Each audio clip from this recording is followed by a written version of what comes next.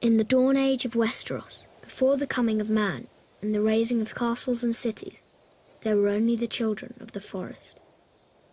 Little is known of them now, but it is said they were small in stature, dark and beautiful, and no taller than children when grown to manhood. They lived in the depths of the forests and hidden villages, crannogs and caves. They hunted with weirwood bows and armed themselves with blades of obsidian. Their wise men were called green seers and were possessed of a powerful magic.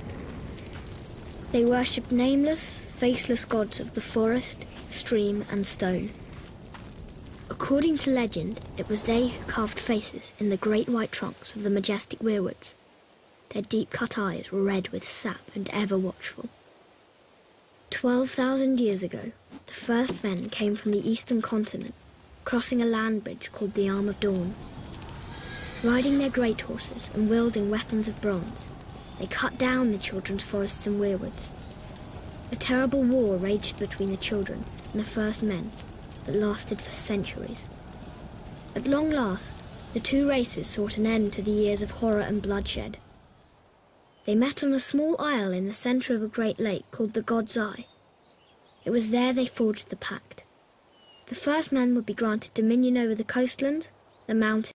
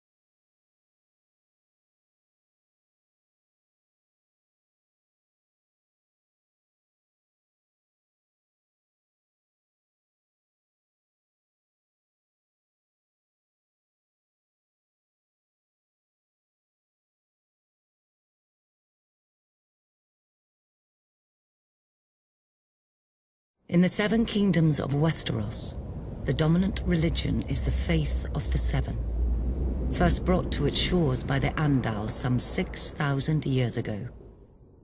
but there are some who still keep to the old way, worshipping the faceless gods of the children of the forest and the first men. The old gods are countless, nameless spirits of nature. In ancient times, the children of the forest carved faces in the trunks of the weirwood trees, which became sacred symbols of their faith. In time, the first men adopted the children's gods as their own.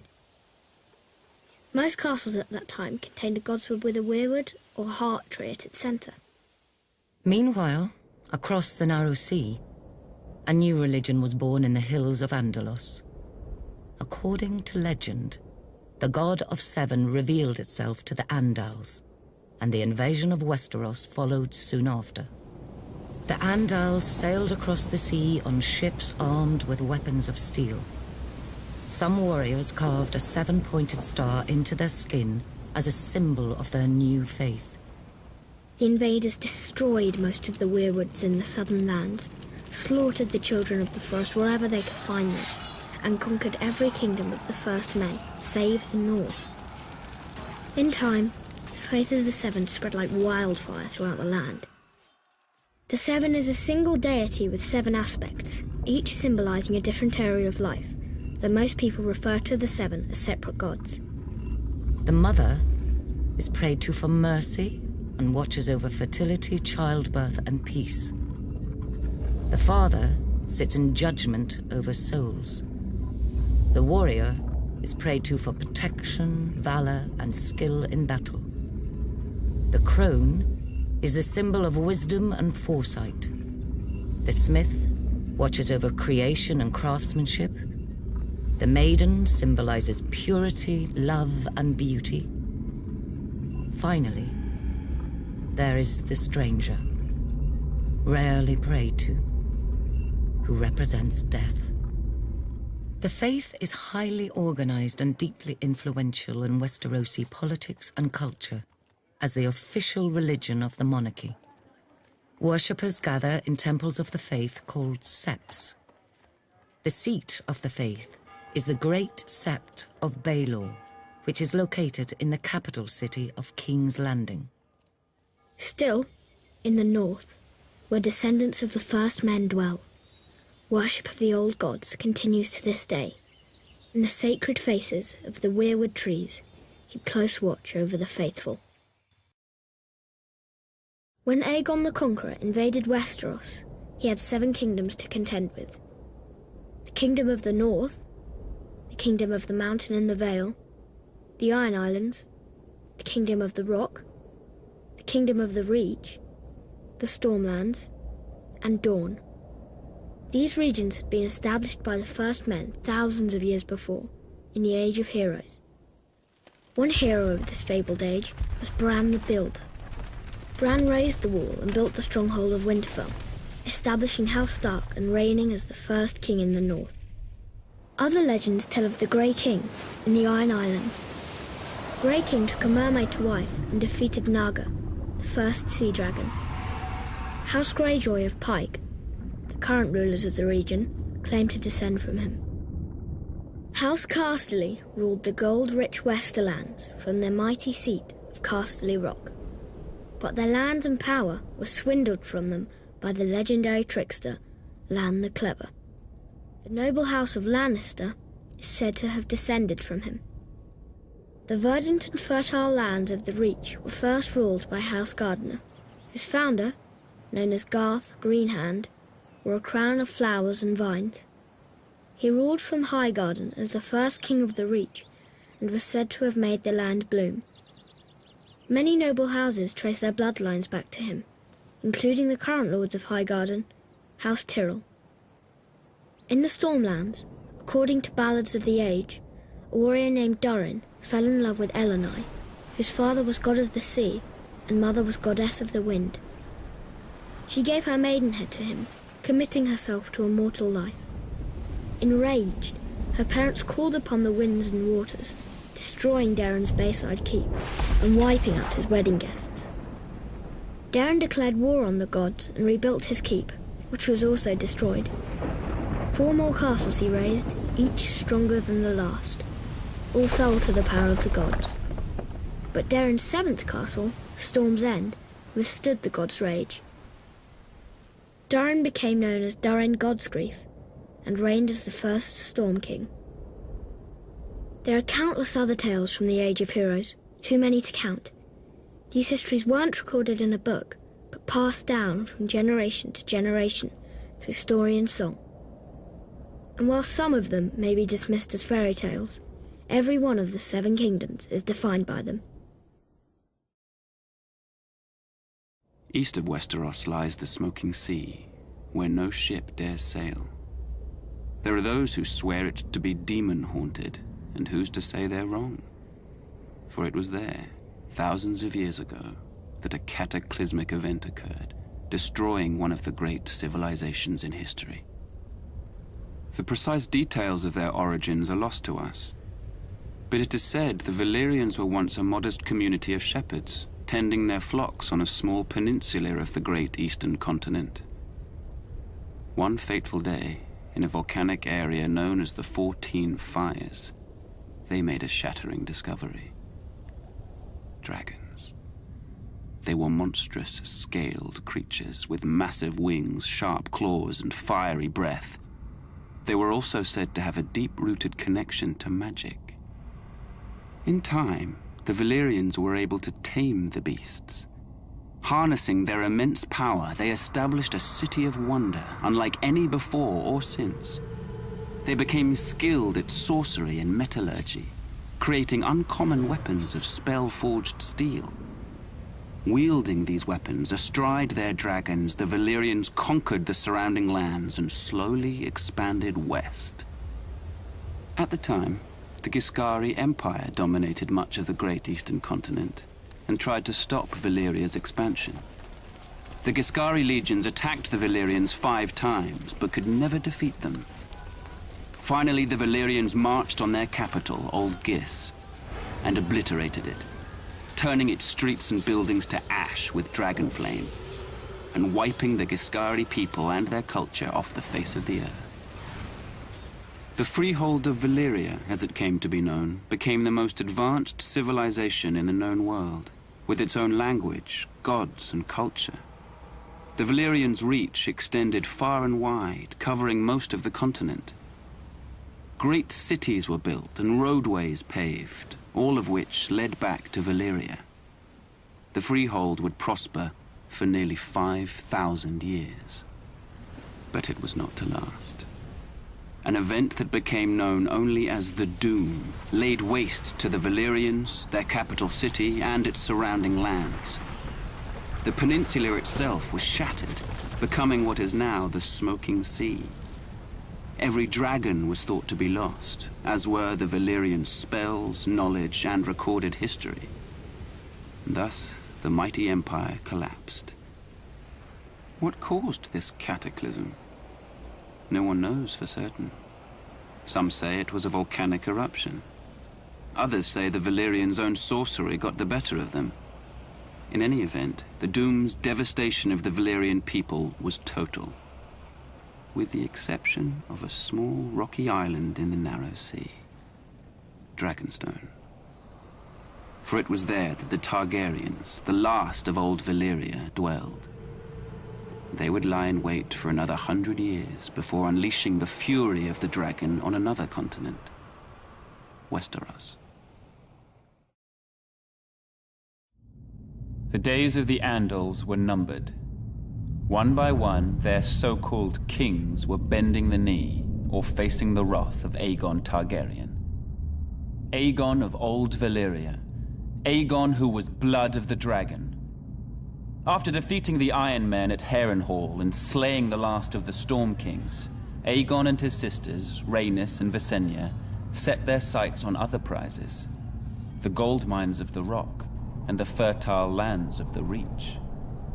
King Loren Lannister of the Rock and King Mern Gardener of the Reach foolishly thought their combined armies could beat back the Targaryen host. They rode forth together, their proud banners flapping in the wind, and faced off against Aegon in a vast golden field of wheat. The two kings commanded a massive force of nearly 60,000, and it appeared the day was theirs, until Aegon unleashed all 3 of his dragons for the first and only time. Each beast was named after the Valyrian gods of Aegon's forefathers. Visenya rode Vhagar, whose fiery breath could melt armor. Rhaenys rode Meraxes, whose jaws were big enough to swallow a horse whole. Greatest of all was Balerion the Black Dread, with fire dark as night and wings so huge whole towns were covered in shadow when he flew overhead. This magnificent creature was ridden by Aegon himself. 4,000 men were bathed in glorious dragon flame that day, on what came to be known as the Field of Fire. King Mern was among the dead, and House Gardener died with him. His stewards, the Tyrells, surrendered his ancestral stronghold of Highgarden to Aegon, and were appointed Lords Paramount of the Reach and Wardens of the South. When Loren Lannister witnessed Mern's fate, he wisely bent the knee. Aegon spared Loren's life, and the Lannisters were made Lords Paramount of the Westerlands and Wardens of the West. After his triumph on the Field of Fire, Aegon's conquest was assured. In a short time, the so-called 7 kingdoms were melted down in the heat of the dragon's flame and transformed into a single realm. Aegon would forever be known as Aegon the Conqueror. The ascension of Aegon Targaryen was confirmed, and the fate of the 7 kingdoms sealed on the Field of Fire. Kings Loren Lannister of the Rock and Mern Gardener of the Reach stood against Aegon's invasion. They commanded a united force of 600 banners, 5,000 mounted knights, and 50,000 men-at-arms. Aegon's host was vastly outnumbered, and when the army of the two kings charged, the invaders turned heel and ran. But Andalmite was no match for Dragonflame.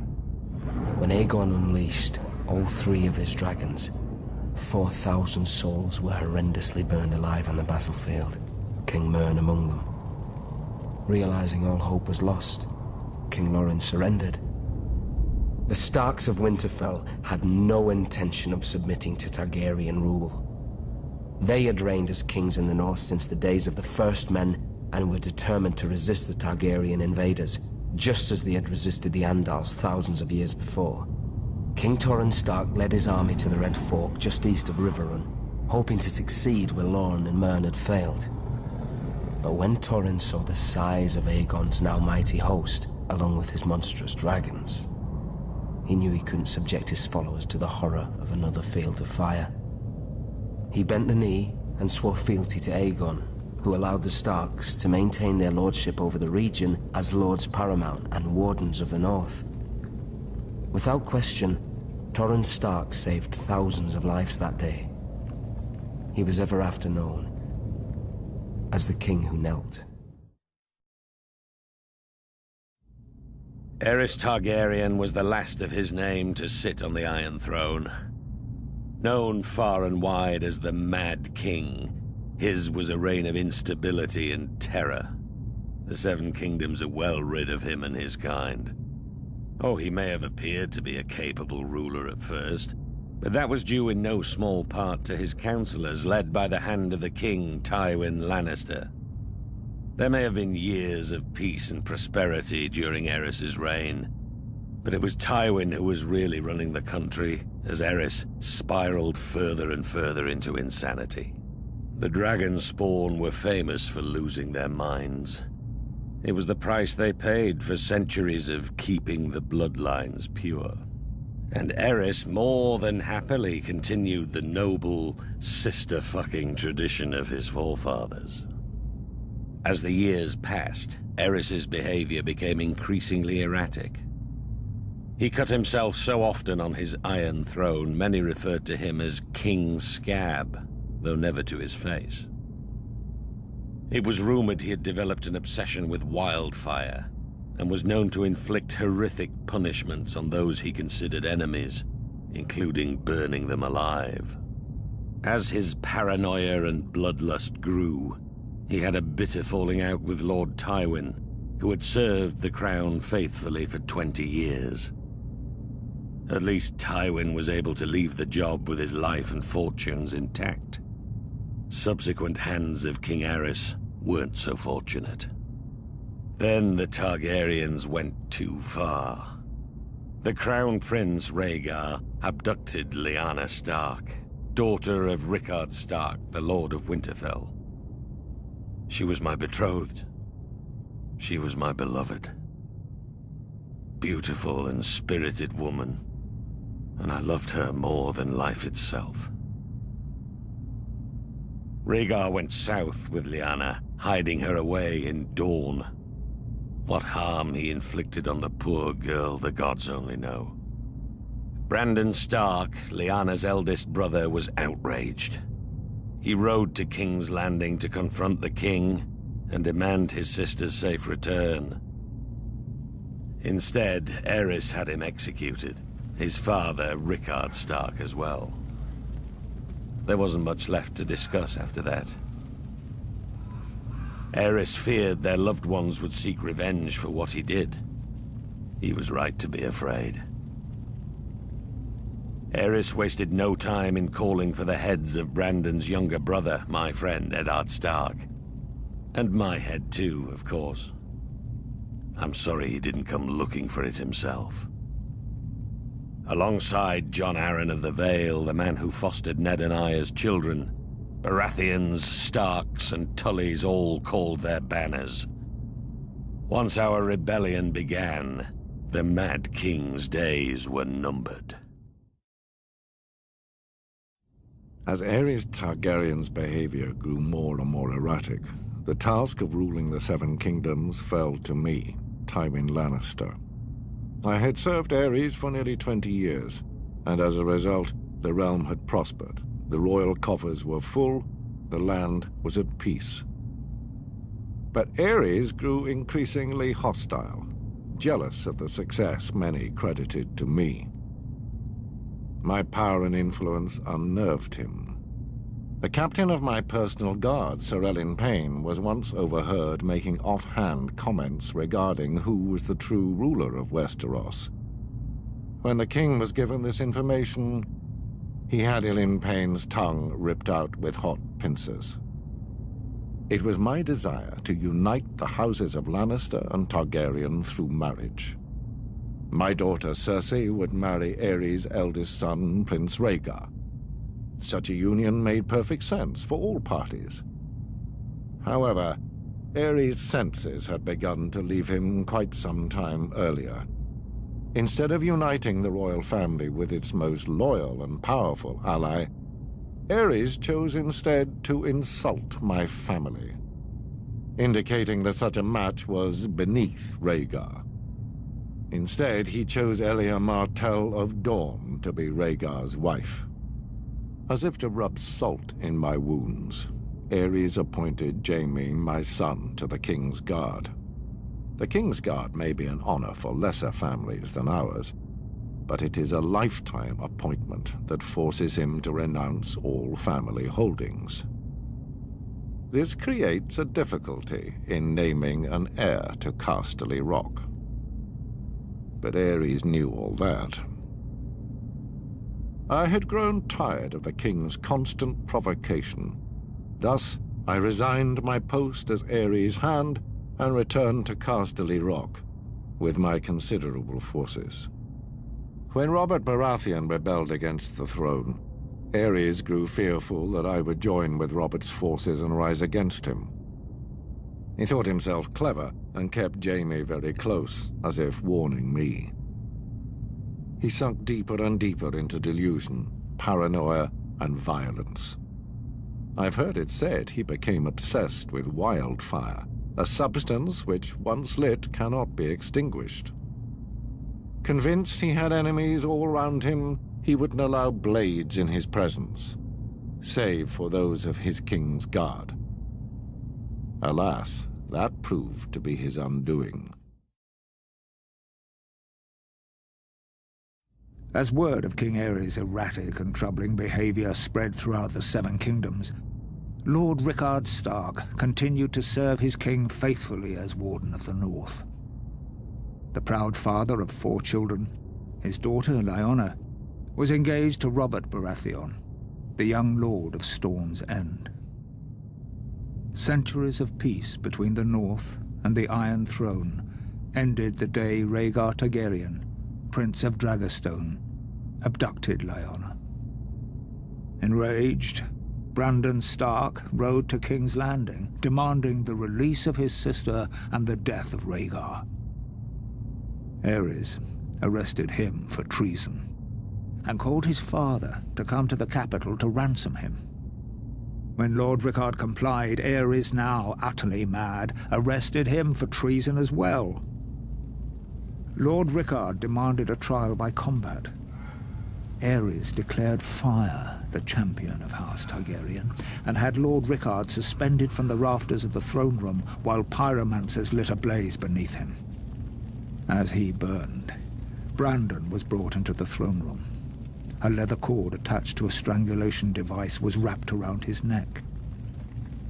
Aerys told Brandon his father was a dead man, but there was a chance to save him. A longsword was placed on the floor just out of Brandon's reach, and the more he struggled to reach it, the more the cord tightened around his throat. Brandon Stark strangled himself, trying to free his father, who was roasted alive in his own armor. The entire court stood and watched this atrocity take place. Sir Jaime Lannister and the King's Guard among them. The Mad King was reported to have laughed hysterically as these 2 noble men were tortured and brutally killed before him. Seeking to rid the world of all his supposed enemies, Aerys called for the head of Rickard's younger son, Eddard Stark, and Lyanna's betrothed, Robert Baratheon. He sent word to Lord Jon Arryn, who had fostered both young men at the Eyrie, to apprehend them. Instead, Lord Arryn joined houses Stark and Baratheon in rebellion. Robert vowed to kill Rhaegar Targaryen and get his beloved Lyanna back.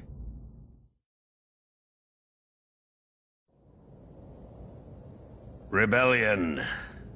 The crimes of House Targaryen were too heinous to go unanswered. The noble houses of Baratheon, Stark, and Arryn united to oppose and overthrow the line of the cursed Dragon Kings. While Ned Stark and Arryn secured an alliance with the Tullys of Riverrun, I called the banners of Storm's End and rode out in force against the Mad King and his minions. Gods, those were some battles. Our first victory occurred at Summerhall, where I faced off against an army of dragon loyalists and won 3 battles in a single day. 3 in one day. 7 hells, that was a glorious day. We tried to take Ashford Castle in the Reach, but the Tyrells beat us back. We had to regroup. My army was pursued north by Aerys's army and took refuge in the Stony Sept in the Riverlands. When the Targaryen army entered the town, the Sept bells tolled, a signal to the townspeople of the battle that was to come. As the Targaryens searched from house to house for me, the combined forces of Ned Stark and the Tullys swept into the city. Gods, what a day that was. It's now known as the Battle of the Bells. We overwhelmed the Mad King's forces and sent them scampering back to King's Landing. Aerys' son, Rhaegar, who started the whole damn thing, finally emerged from hiding in the south and assembled his own army to face us. As for the Mad King, he must have been pissing himself. The battle that would decide the fate of the 7 kingdoms occurred at the crossing of the Green Fork of the Trident River. Rhaegar commanded the royal host, which was some 40,000 strong. My forces were outnumbered by nearly 5,000 men, but that didn't matter. They were fresh, but we were battle-hardened and had justice on our side. As the battle raged around us, I faced off with Rhaegar, the stag and the dragon right there in the ford of the river. I fought with the fury of 10 men, raining blow after blow upon that vile prince before burying my warhammer in his chest. I hit him so hard the rubies on his armor broke free, flinging them into the stream. They call it the Ruby Ford now. With that scum Rhaegar dead and the royal army shattered, our next move was to make for King's Landing. But I'd sustained a few wounds in the battle and was unable to ride. I sent Ned Stark to the capital to face the Mad King and make him pay for his crimes. The Targaryens, blood of the dragon, and the last of old Valyria, were loved by their subjects, and admired far and wide as the greatest dynasty in the history of the Western world. But the peace and prosperity of nearly 3 centuries of Targaryen rule was shattered by the usurper, Robert Baratheon, and his band of traitors. House Baratheon owed its very existence to the Targaryens. Was it not Aegon the Dragon himself who elevated the bastard Orys Baratheon in the War of Conquest? And what of the Starks, the Lannisters, the Aarons of the Vale? All had been spared and allowed to keep their lands when Aegon could easily have wiped them out. Centuries later, the usurper and his lackeys repaid Aegon's benevolence with treachery. There are some who dare to claim Robert and his allies had reason to rebel. They say the Crown Prince stole the usurper's lady love. They say my father, King Aerys, murdered Rickard Stark and his son without just cause. Whether these charges are true or not, it doesn't matter. The dragon answers to no one. Aerys' good name has been besmirched in the years since the rebellion. He's been called a dangerous madman, a monster, a tyrant that brought his tragic end upon himself. Lies! My father was a victim of weaklings in his council. Lackwits who failed him in his hour of need and let the rebellion spin out of control. But it was not enough. The royal army was crushed at the Battle of the Trident. It was there the valiant Rhaegar met Robert in single combat, but the gods betrayed him, and he perished by the usurper's hand. As the Field of Fire had marked the end of the Andal centuries before, the Battle of the Trident seemed to herald the end of the Dragon Kings. When word reached the capital of my brother Rhaegar's death, my father Aerys moved to protect me, as I was the surviving heir to the throne. He sent me to the island fortress of Dragonstone, along with my mother, Queen Rhaela, who was great with child. But as my father, my king, Aerys Targaryen, prepared to defend his throne to the bitter end, little did he know of the horrors and betrayals that awaited him and our family. For our rebellion to succeed, King's Landing had to be taken forcefully. No one was foolish enough to believe that Aerys was going to hand his crown over peacefully. The Mad King's reign needed to end. What Tywin Lannister's forces did was unfortunate, but it was necessary to secure the Iron Throne and bring peace and justice to the Seven Kingdoms. My glorious victory at the Trident left me wounded, but I sent my personal maester to attend to Ser Barristan Selmy instead. His wounds were more severe. Even though Ser Barristan was a member of Aerys' Kingsguard and fought on the opposing side, that man's bravery and loyalty was something to behold. But this meant my wounds would take longer to heal, and I couldn't ride to King's Landing myself. I sent the one man I trusted over anyone else in this world, Ned Stark, in my place. Had I been able to ride, perhaps I could have reached King's Landing sooner and prevented some of the violence that occurred when the Lannisters entered the city. Still, what Lord Tywin did was for the greater good. Even what happened to Princess Elia and her children. Babies or no, theirs was the same cursed blood that flowed within the Mad King's veins. They were dragon spawn and couldn't be allowed to survive. What would they grow to be? Loyal subjects? Ned with his damn northern honor. He and I had our first major fight over the deaths of the Targaryen children. Ned called it murder. Murder? It was war. It was war. Lord Stark demanded that the Lannisters be held responsible for their crimes. Was it a crime to put an end to a family of lunatics born of incest? I wouldn't and still won't blame Tywin. Instead, I sent Ned Stark south to finish off the remaining Targaryen loyalists. It was only Lyanna Stark's death that reconciled us. Ned had lost his sister. I had lost my betrothed and beloved. We shared that sad bond together, Ned and I. Through it, our friendship was made strong again. As for the Mad King's surviving heirs, those that were able to scurry away in the face of my fury now live somewhere across the narrow sea. They had best stay there. If they ever set foot in Westeros again, they will face the King's justice. Robert Baratheon's victory at the Trident was a turning point in the war for the Iron Throne. While it was clear the gods were smiling on the rebel forces, Aerys Targaryen still held the Red Keep at King's Landing. As Robert was wounded and unable to ride, it was up to Eddard Stark to make for the capital and force the Mad King to give up the throne.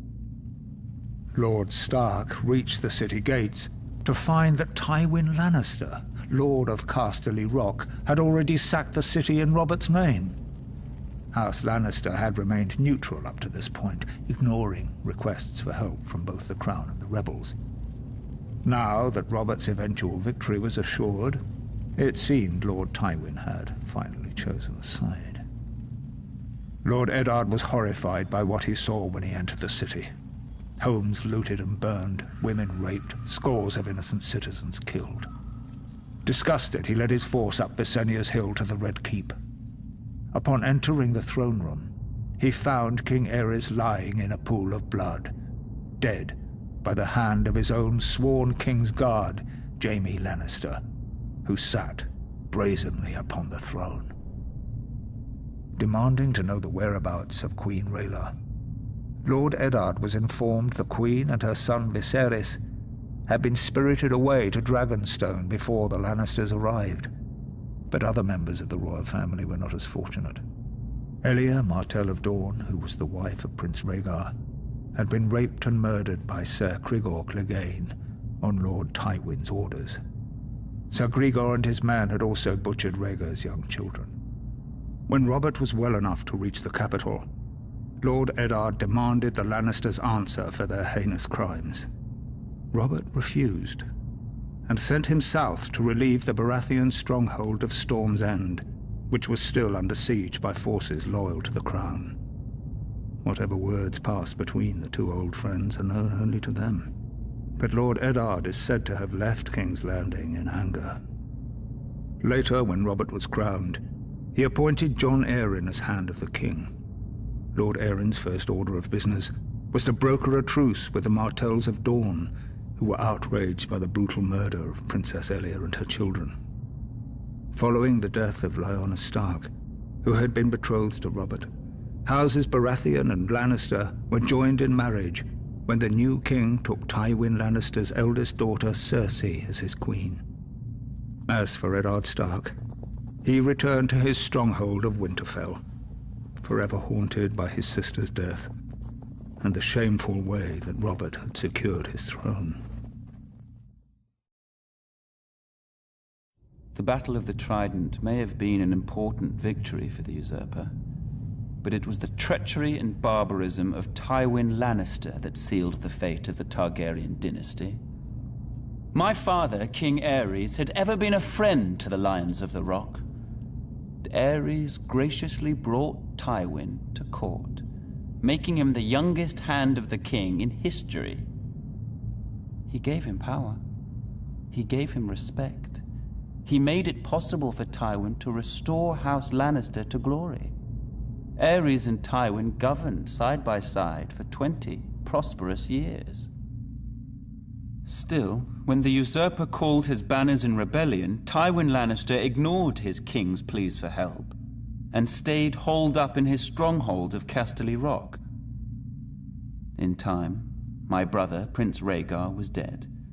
The realm was in turmoil, and the usurper's forces were said to be riding for King's Landing. What a glorious sight it must have been when a force of 10,000 Lannister men showed up at the gate of the capital with Lord Tywin at their head, pledging support to his beleaguered king. Aerys opened the gates for his old friend. Instead, Lannister and his men proceeded to plunder and destroy the city that he had called home for decades. As the capital was ravaged and its people terrorized, Jaime Lannister, son of Lord Tywin, proved every bit as treacherous. He killed my father, the king, at the foot of the Iron Throne. The Lannisters entered the Red Keep, and Tywin ordered the deaths of the rest of the royal family. It is said Princess Rhaenys was found cowering under her father's bed and put to the sword. She was only a child. As for Rhaegar's widow, Elia, she was forced to watch as Lannister thugs dashed her baby son's head against a wall before being raped and murdered herself. As I was the heir to my father's throne, I had been spirited away to Dragonstone with my mother, Queen Rhaella, who was with child. As a raging summer storm battered the island fortress and destroyed the Targaryen fleet as it lay at anchor, my sister, Daenerys, was born. my mother the Queen died giving birth. Now, some 17 years later, the rightful king still lives in exile. But a day of reckoning is coming. I will sail west as Aegon the Dragon did centuries before. I will take back my father's throne with blood and fire. And I will punish the treacherous dogs who sought to destroy my family. And the people shall rejoice. Rhaegar Targaryen lay dead on the banks of the Trident, his royal army shattered and in retreat. The days of the Dragon Kings were clearly numbered. Until that moment, it would have been foolish to commit Casterly Rock to either the Crown or the rebellion. What would our family have to gain in supporting a raving madman? Or in entering a crusade to put Robert Baratheon on the Iron Throne? But chaos benefits no one. It was time for House Lannister to do what it could to ensure a return of peace and prosperity to the land. I, Tywin Lannister, brought 10,000 Lannister troops to the gates of King's Landing in order to bring the bloodshed to a quick and decisive conclusion. King Aerys had been sending ravens for months, begging for my support to end the uprising. In a way, his pleas had been answered. As I had suspected, Aerys opened the city gates and welcomed my men. Our plan was clear: crush Aerys' remaining bannermen and remove the remnants of the royal family as quickly and efficiently as possible. Any alternative meant years of further war and a fragmented Seven Kingdoms. Our means were bloody, but the results speak for themselves. As for Aerys, it is true he met his fate at the hands of my son. Aerys had kept Jaime close during the rebellion, thinking himself clever in keeping my son as a hostage, should I decide to pledge support to the rebel cause. This proved to be his greatest mistake. For when the time came, Jaime did his duty as a Lannister and drove his sword into the Mad King's back. With that, Robert Baratheon's crown was secured. The new king recognized our role in his ascension to the throne, just as he recognized how useful the might and riches of Casterly Rock would be if he wanted to keep it. To that end, I offered my daughter Cersei as his queen. Had Aerys not spurned this same offer years earlier, perhaps things would have worked out differently. With Robert and Cersei crowned as king and queen of the Seven Kingdoms, it was a new day. The dragon was vanquished, and the Seven Kingdoms would thereafter belong to the stag and the lion. In the far southwest of Westeros, at the mouth of the river Honeywine, lies the great stone city of Old Town. It is home to the Citadel, where men and boys from throughout the kingdoms come to receive their training as maesters. Maesters play an integral role in Westerosi society, serving as scholars, healers, and advisors to the nobility of the Seven Kingdoms. This venerable order of learned men dedicate their lives to serving the realm, and are sworn to occupy a neutral position when it comes to power and politics. Upon completing his training at the Citadel and taking his vows, a maester renounces his family name and takes a vow of celibacy. He is assigned to a castle or keep, and duty-bound to serve as its counselor and healer, even if control of the castle changes hands. A maester's allegiance is to the realm, not to any one family. His badge of office is a great chain, forged from links of different metals which he wears around his neck. It is a reminder of his role as a servant of the realm and is never to be removed. A maester forges his chain with study, and each link represents the mastery of a different kind of learning. For instance, a silver link signifies mastery of the medicinal arts. A golden link represents the study of money and accounting. An iron link indicates knowledge of warcraft.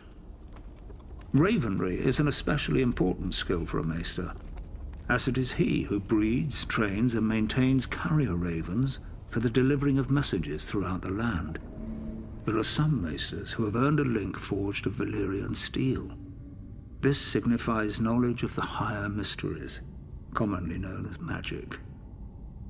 Only one maester in 100 possesses such a link, as this field of study is frowned upon by many in the Order. It is possible magic may have existed for a time long ago, but most consider the higher mysteries to be long gone from this world. Service as a maester is a noble calling, one of vital importance to a prosperous realm. It is little wonder there are some who refer to the Order as the Knights of the Mind.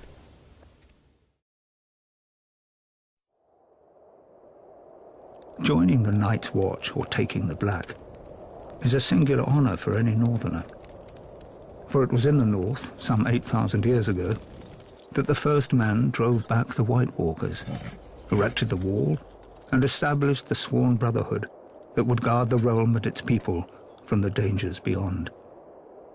Regrettably, the Night's Watch no longer commands the widespread respect and admiration it once did. While House Stark and other houses in the northern regions continue to recognize its vital importance to the safety and stability of the realm, this view is not shared by the powerful houses of the southern kingdoms or their subjects. Most regard the Watch as a misguided, obsolete order made up of useless outcasts. Admittedly, the current Night's Watch is a shadow of its former glory. Their numbers have dwindled to less than 1,000. Of the 19 castles along the wall, only 3 are functional: the Shadow Tower, Castle Black, and Eastwatch by the Sea. And the Watch's mandate of adding to the wall has been abandoned entirely. There are barely enough resources to maintain it. Recruiting officers, known as Wandering Crows, scour the dungeons and slums of the realm in hope of finding men to fill the ranks. While there is still the occasional highborn volunteer, the newest recruits are almost entirely made up of lowly criminals. Thieves, rapists, and murderers, sentenced to the wall as punishment for their crimes. The decline of this once fabled order is troubling, as the danger it guards against is all too real. While the White Walkers haven't been seen or heard from in ages, and may very well be the stuff of myth, barbarian tribes that dwell beyond the wall, known as wildlings, have been a menace to the north and its people for generations. At certain points in history, the disparate wildling tribes have united behind a single leader, a king beyond the wall, and attempted large-scale attacks against the realm.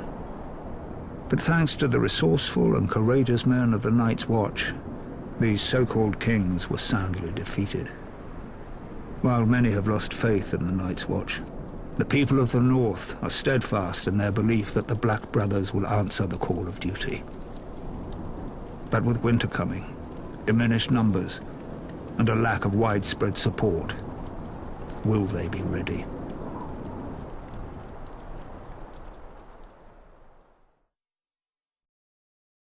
Long ago in the wintry north, an army of demons emerged from beneath the icy ground and spread darkness and despair across the land.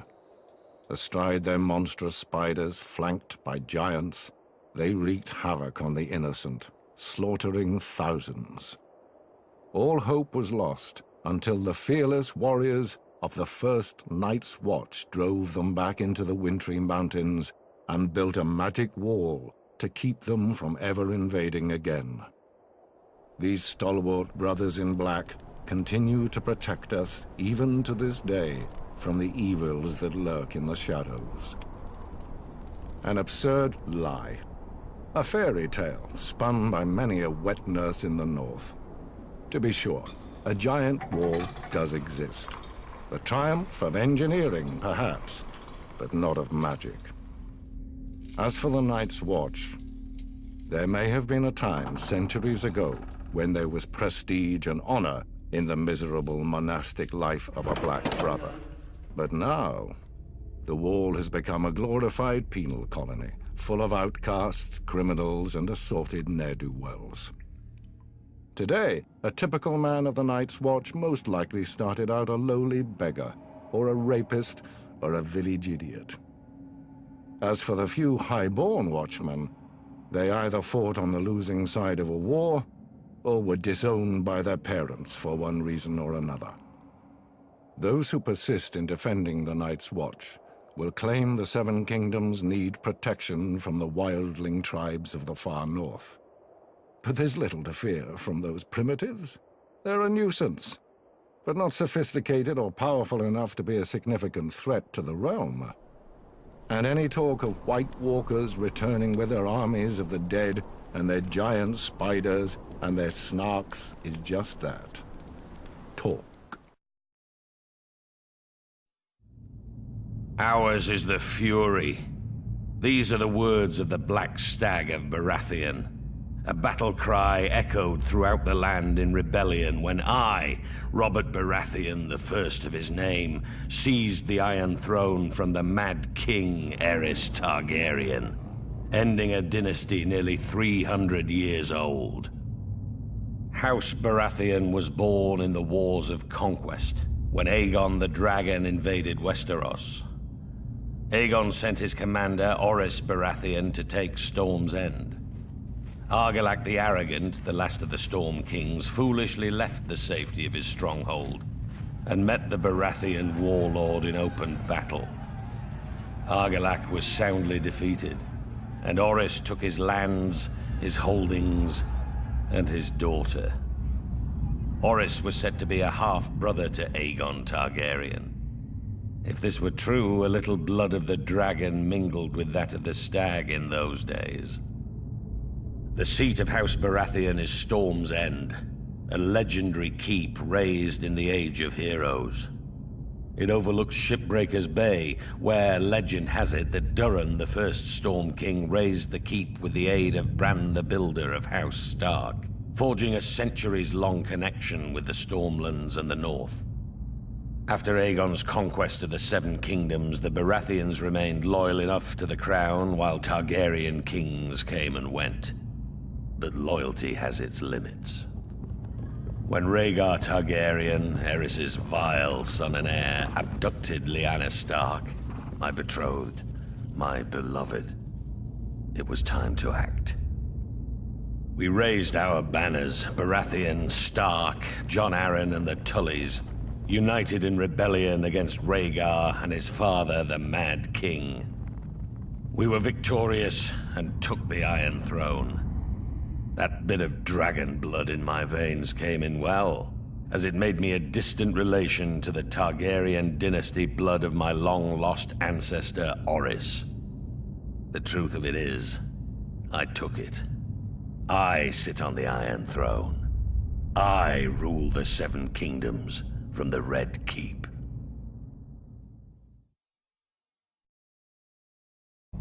The Starks of Winterfell trace their descent to the first men in the Age of Heroes. The family's founder was Brandon the Builder, who, in the aftermath of the Long Night, helped establish the Night's Watch. Legend has it he enlisted the aid of giants and the powerful magic of the Children of the Forest to raise the mighty wall, which has protected the realm for generations. He went on to build the ancestral seat of Winterfell and reigned as the first king in the north. The Starks reigned as kings for thousands of years, even withstanding the invasion of the Andals. As the southern kingdoms fell and the Children of the Forest were driven away, the north stood strong, maintaining its religious customs and its way of life. Eventually, the reign of the Kings of Winter came to an end with the coming of Aegon the Conqueror. After Aegon and his dragons destroyed the combined armies of the Reach and the Rock at the Field of Fire, King Torrhen Stark bent the knee and swore fealty to the Targaryen dynasty in order to spare the destruction of Winterfell and his people. He was forever after known as the King Who Knelt. As a reward for his submission, Aegon named Torrhen Lord of Winterfell and Warden of the North. The Starks take great pride in their history and traditions. It is one of the few noble houses that still keeps the old gods. a sacred weirwood tree looms large in Winterfell's Godswood. Its ancestral sword, Ice, was forged in ancient Valyria and has been passed down through the generations. House Stark remains steadfast in its support of the Night's Watch, even as the once illustrious order has fallen on hard times. Much like their sigil, the Grey Direwolf, House Stark is the stuff of legend in the north and throughout the Seven Kingdoms. And their family words, "Winter is coming," serve as a reminder of their beginnings in the wake of the long night, and a grim portent of things to come.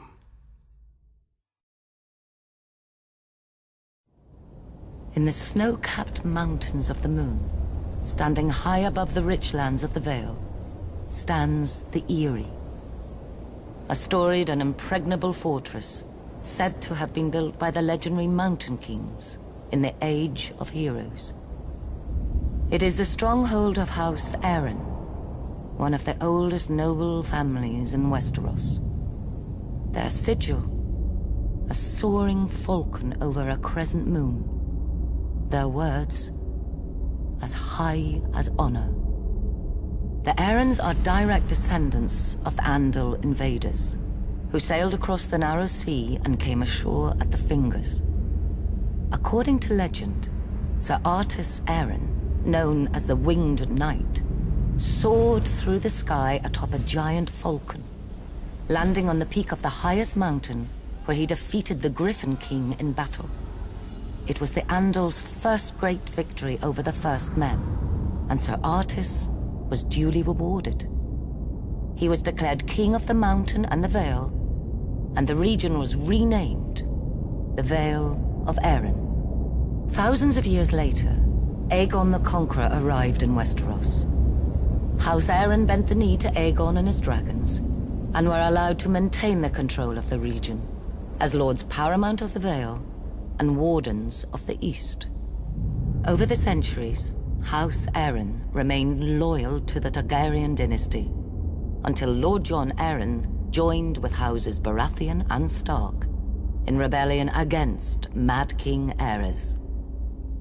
Upon winning the Iron Throne, Robert named Lord Jon Hand of the King, a position he held until his mysterious death.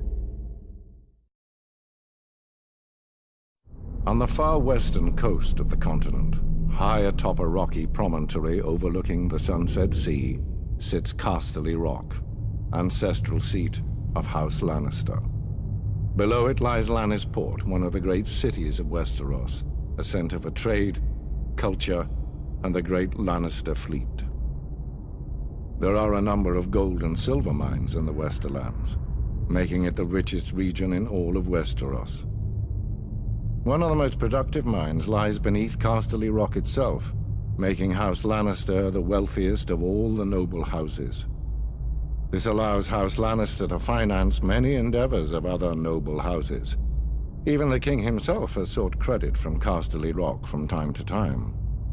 We Lannisters claim our descent from the Andal invaders, and through the female bloodline, Lann the Clever. According to the legend, Lann, using only his wits, won Casterly Rock from the noble House of Casterly during the Age of Heroes. The Lannisters reigned as kings of the Rock for thousands of years, and worked to make it the envy of the rest of the Seven Kingdoms. Our time as kings ended, however, when Aegon Targaryen, otherwise known as Aegon the Conqueror, arrived in Westeros with his army. The last king of the Rock, King Loren Lannister, joined forces with King Mern Gardener, the king of the Reach. Together, with 60,000 men, they met the Targaryen host in open battle. History tells us that Aegon unleashed all 3 of his dragons, slaughtering 4,000 men at what came to be known as the Field of Fire. King Mern himself was burned alive that day, and House Gardener turned to ash with him. Seeing both the threat and opportunity the Targaryens represented, Loren wisely surrendered and aided Aegon in his further conquest of Westeros. The Lannisters were thus appointed Lords Paramount of the Westerlands and Wardens of the West, titles we hold to this day. Let us be clear, though. It is neither luck nor royal favor that makes our house prosperous. There have been times in our history where some have thought us weak, lazy, or opulent. My father, Titus Lannister, nearly bankrupted our house with his poor investments, and allowed himself to be mocked openly at court. When our vassal, the Rains of Castamere, dared to rise up against the Lannisters, they learned how dangerous it can be to taunt a lion. I, Tywin Lannister, led the assault on Castamere to put down this rebellion. I made an example of them, to anyone who doubts our might. They even made a quaint song about the fates of the Rains of Castamere. Sadly, there are no Rains left to hear it. Today, the Golden Lion of Lannister is rightly admired and feared throughout the Seven Kingdoms. Our words are, "Hear me roar." But there are other words that should be remembered when crossing a Lion of Casterly Rock. A Lannister always pays his debts. The Targaryen dynasty united the Seven Kingdoms and lasted nearly 3 centuries. It was a dynasty forged in fire, sealed in blood, and destroyed by rebellion. The Targaryens are blood of the dragon, descended from the nobility of ancient Valyria, a once mighty empire in the east. When the cataclysmic doom laid waste to Valyria and its people, the Targaryens survived, having settled on the island fortress of Dragonstone years before. They remained there for a century, until the rise of Aegon the Conqueror. Instead of attempting to reclaim the eastern lands of his ancestors, Aegon sailed west for the Seven Kingdoms, his sisters Visenya and Rhaenys at his side. To keep the bloodlines pure, Aegon continued the custom of his Valyrian ancestors and took both of his sisters to wife. Together, they came ashore on the eastern coast of Westeros, their blazon a dragon with 3 heads, representing Aegon and his sister wives. Their words, fire and blood.